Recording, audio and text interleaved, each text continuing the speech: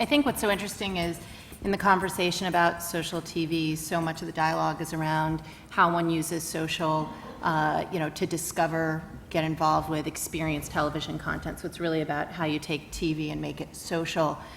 One of the big bets we're making is that social can make great TV. So our big, one of the big things we're working on right now is the launch of Huffington Post Streaming Network, which really looks at this from a different dimension. And I think represents one of the core beliefs we have, which is that content and conversation in so much of the dialogue, we bifurcate that world. We look at how conversation and social impacts content and how content impacts conversation. We believe they're integrally intertwined based on what we're seeing on the Huffington Post. So we're embarking on a venture to essentially create what we would describe at a top level as a never-ending talk show, which uses the Huffington Post as the real-time script. So we will be distributing that in both a live format, where we will be programming in real time, capitalizing on where the zeitgeist of the conversation is actually occurring.